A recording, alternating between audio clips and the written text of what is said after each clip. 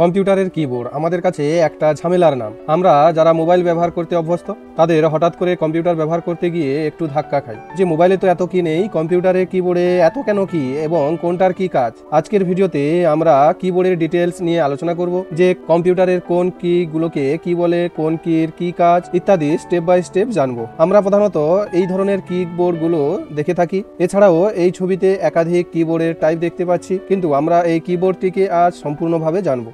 প্রথমে আসছি এসকেপ কি, তারপরে রয়েছে F1 থেকে F12 পর্যন্ত, এখান পর্যন্ত এগুলোকে বলা হয় দেখো ফাংশন কি, অল এফ কি বলা হয় এগুলোকে। এরপরে এসছি এইখানে এই কিটাকে বলা হয় টিডল কি। এরপরে যেটা রয়েছে দেখো 1 2 3 4 5 6 7 8 9 করে 0 পর্যন্ত রয়েছে এবং উপরেও একটা সিম্বল রয়েছে, আমি সেই সিম্বলগুলো বলে দিচ্ছি।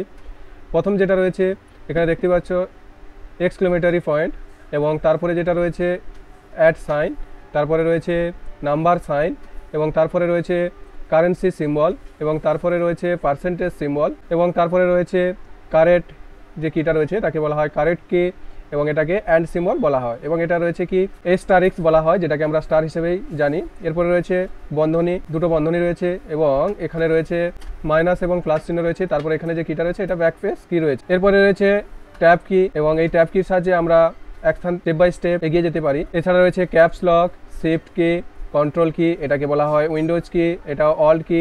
এই যে কিটা বড় কিটা আমরা দেখতে পাচ্ছি কিবোর্ডের সব থেকে বড় কি, এটাকে বলা হয় স্পেস বার বা স্পেস কি।